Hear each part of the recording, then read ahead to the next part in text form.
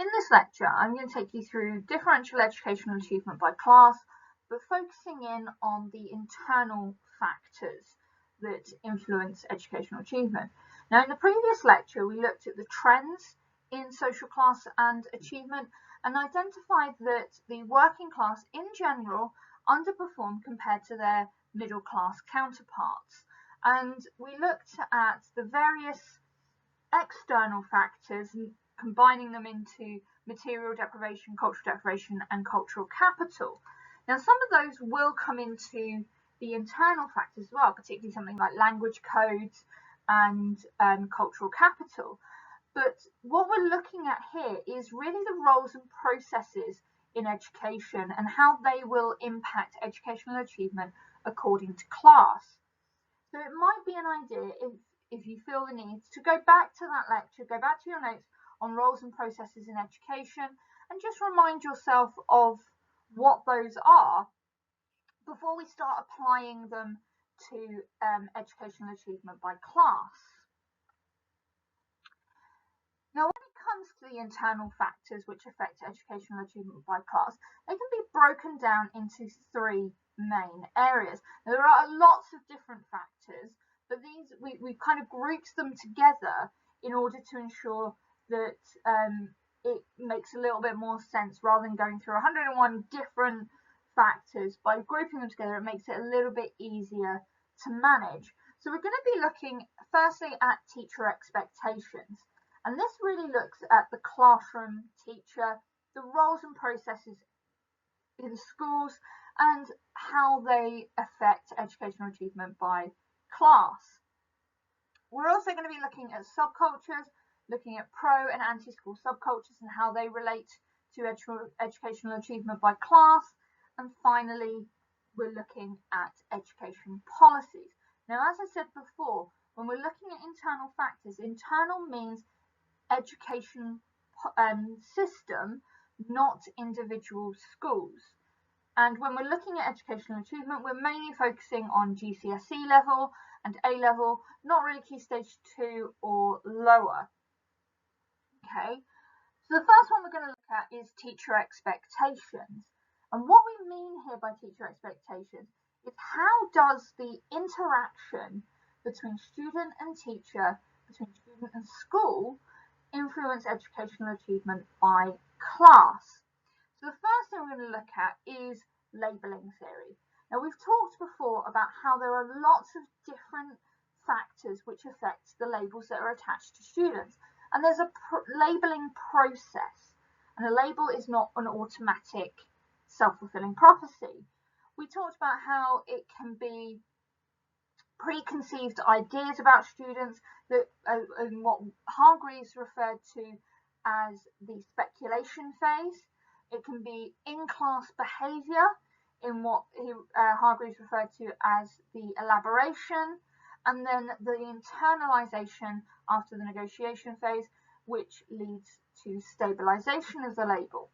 And the sort of things we're talking about here that create these preconceived ideas are things like prior data, the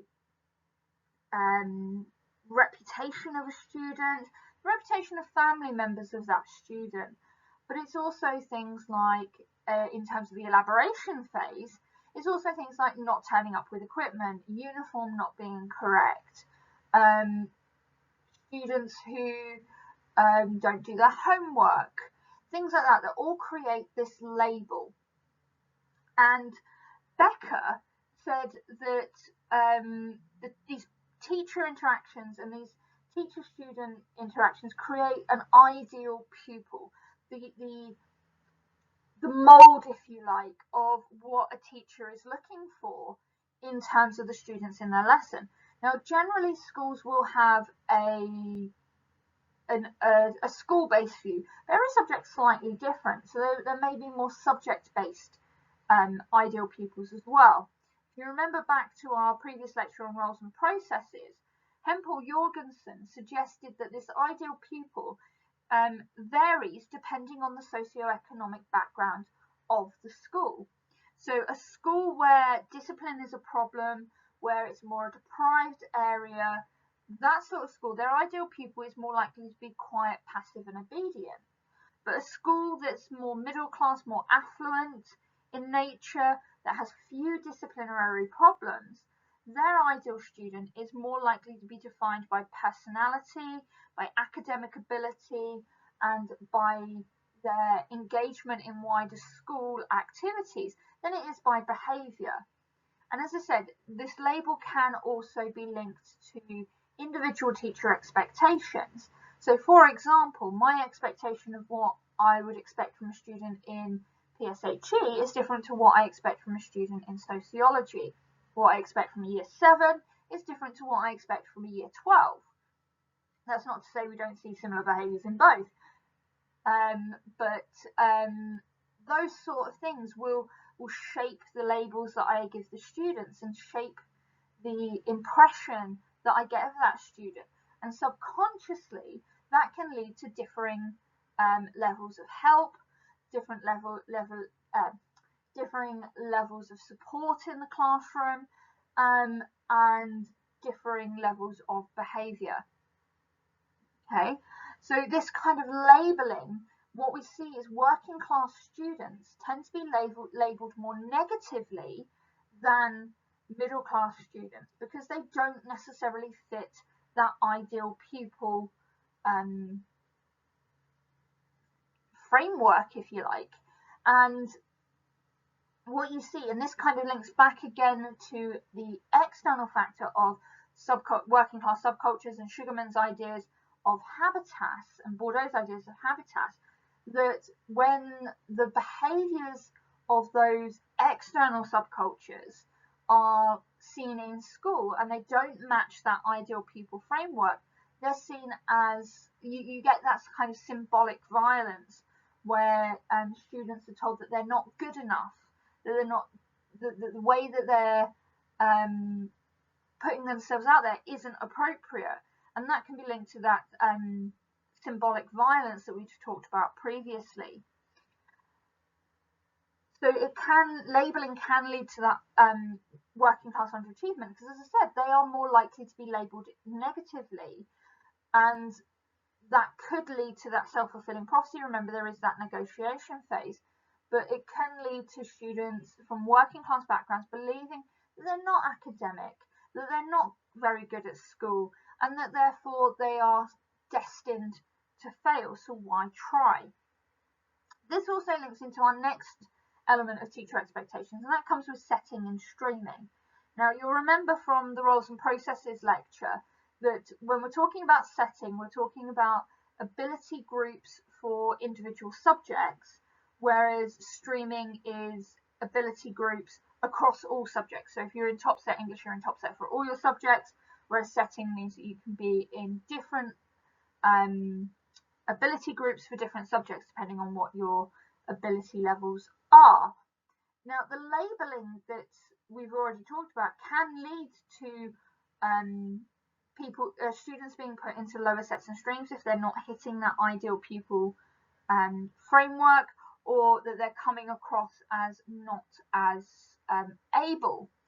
Now, when we're looking at setting and streaming in terms of educational achievement by class, working class students are more likely to be placed in the lower sets and streams, and this can be linked to material deprivation, or cultural capital, or cultural deprivation, sorry, in that they aren't necessarily able to access the curriculum as quickly because they don't have those sources of reference when talking about Shakespeare, or when using examples in class. That can lead to students not necessarily being able to fully engage with the curriculum, so therefore they're deemed to be less able, which puts them in lower sets and streams. So as you can see, those external factors do interplay with the internal, and because working class students aren't usually placed in lower sets and streams, that can lead to lower self-esteem. It can lead to students not trying as hard because they're not seen as able, And as we said as well, it can also lead to limited opportunities and limited access to opportunities to actually prove that they can do well or they can improve and do better. Okay. Next up, we've got educational triage. And what this means is that students are generally split into three groups. The group that are going to achieve regardless of the support given, the group that are not going to achieve no matter how much support is given, and then the middle group. The group that if you put your resources here, you can shift a few up from a 4 to a 5 or a 5 to a 6, which is obviously what schools are looking to do.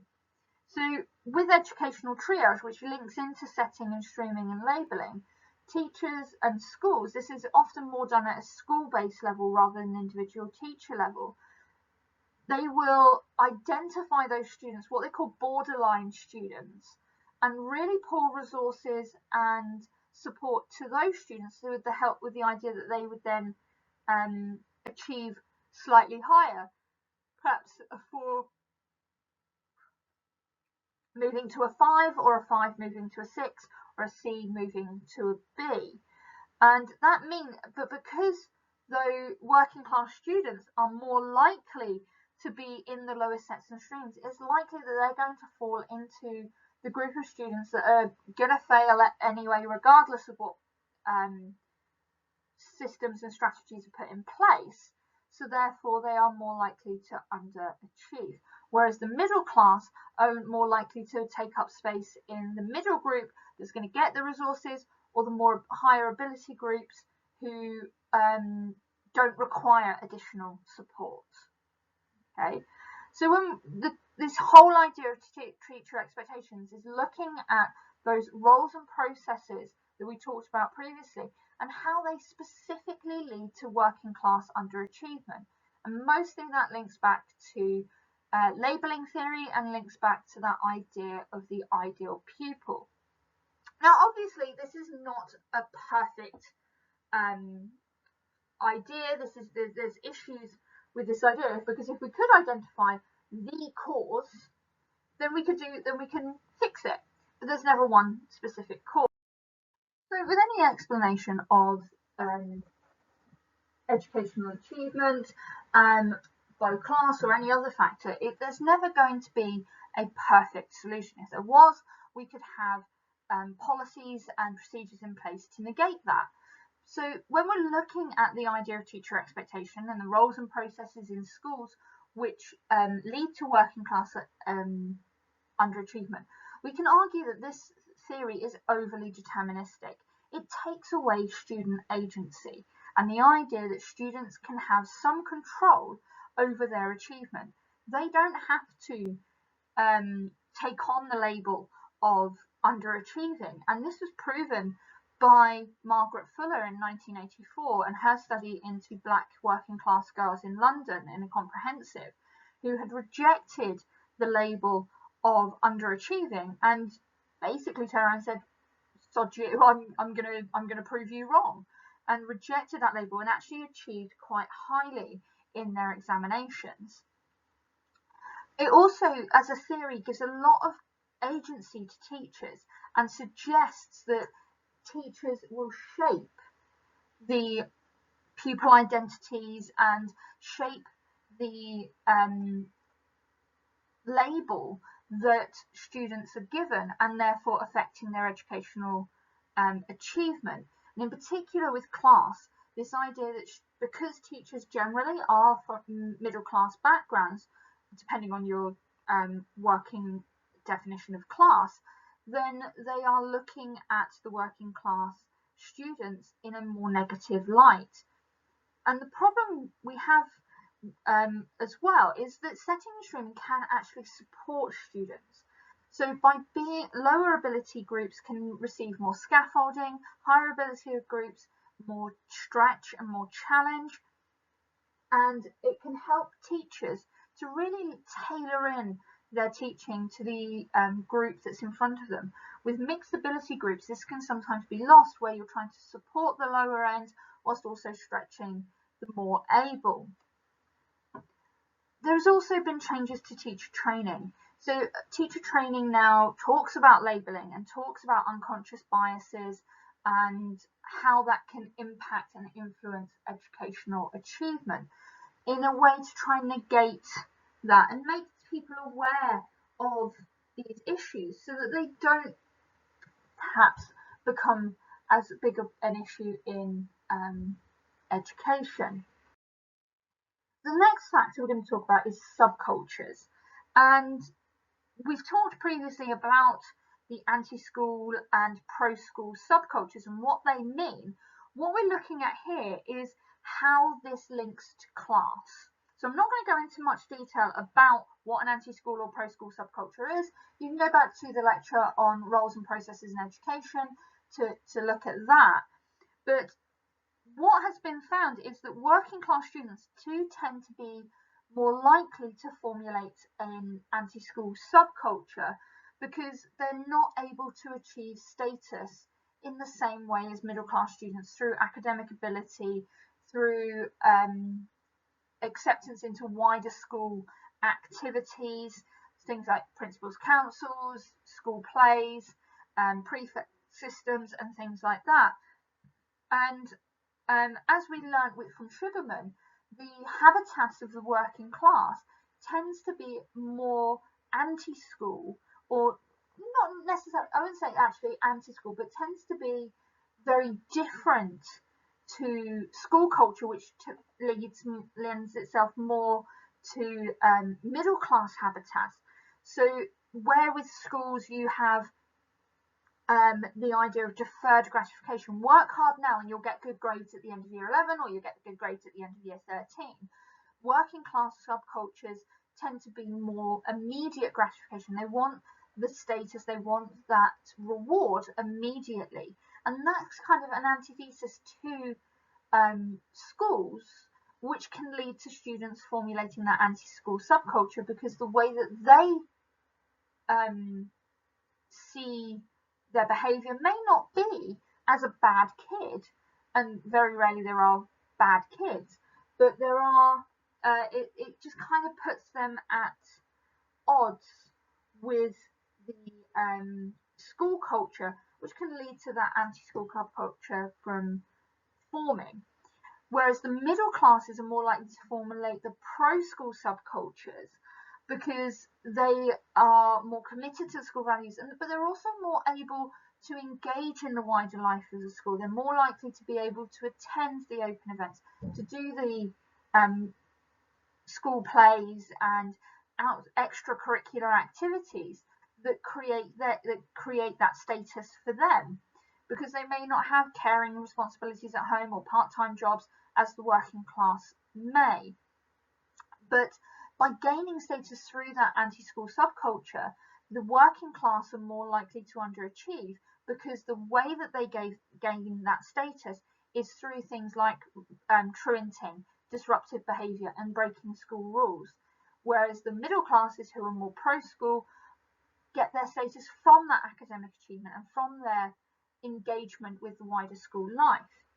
Now, the problem with this theory is that not all students join subcultures. The school isn't divided into two parts, those who are pro-school and those who are anti-school. So it doesn't really apply to the majority of working class students. So the trend still shows that they are underachieving, but to say it's because of membership to an anti-school subculture kind of ignores the vast majority of working class students because they're not in an anti-school subculture. And remember that Bourdieu, the idea of habitus and the working class habitus seen as anti-school, it's not necessarily the case. Bourdieu never said that working class habitus was less than the middle class habitus, he just said it was different. So maybe it's an area that schools need to change in creating that kind of symbolic violence against the working class students. Now, our final reason for, or internal factor on educational achievement and working class is to do with school policies. And we've talked a lot about this, so you may need to go back and again have a look at the lecture on education policies and their aims, as well as possibly re-looking at your notes. But in particular, what I'm going to talk about here are marketisation policies. So this idea of creating competition in schools to boost achievement, to raise standards, and ultimately to link to educational equality. We've seen that already that these marketisation policies don't necessarily lead to these things. And actually, the marketisation policies put the working class at an automatic disadvantage. They don't have free choice in which school they go to. They don't have that open enrolment available to them because there are too many other factors that limit which schools they can go to. Could be uniform. So again, looking it links into that external in terms of the material deprivation. You've also got, because of marketisation policies, schools are concerned more with league tables, so you get that educational triage, and schools preferring middle class students who are more likely to fit the frame of an ideal student because they're going to achieve the grades that are going to boost them up the league tables, which are going to make them look better, which means more students come to that school, and funding formula and all that malarkey that we've talked about previously. So these policies that look to create a better education system in some way are immediately kind of disadvantaging the working class because they are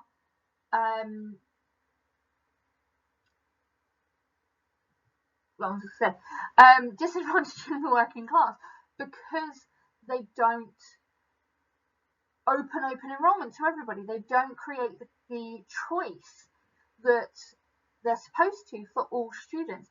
And again, it's that reflection of the work of the education system being a middle class institution that suggests that this would be equal for everyone when it's not. However, we do have what are referred to as compensatory education policies. And these are the policies that help to overcome the external factors such as material and cultural deprivation felt by working class students, and also some of the internal factors which can lead to educational underachievement by working class students. So for example, we can talk about pupil premium, free school meals, but we can also talk about education action zones, which provided more funding for schools in deprived areas, educational maintenance grants to allow students post-16 the opportunity to continue in education, whereas previously they may have had to leave in order to get a job and support themselves. We can also see these compensatory educations really clearly recently with the COVID pandemic, with the introduction of laptops for students or internet access for students in order to link into the remote learning programs that were being run, as well as things like the national tutoring program, where schools are able to get tutors for disadvantaged students who are perhaps a little bit behind in their education due to the COVID lockdown. Now, how long these policies are going to continue, I can't tell you. We don't actually know how long COVID is going to continue on. Hopefully not that much longer.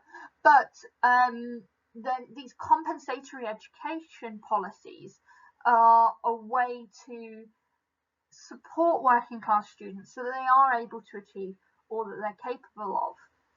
Okay, so what we can see is that these internal processes that we've already talked about in terms of roles and processes can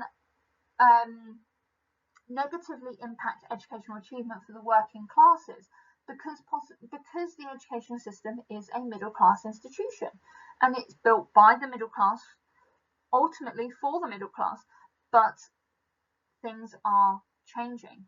Now, whether or not it's the internal factors or the external factors which have the greater influence, that's up to you to decide.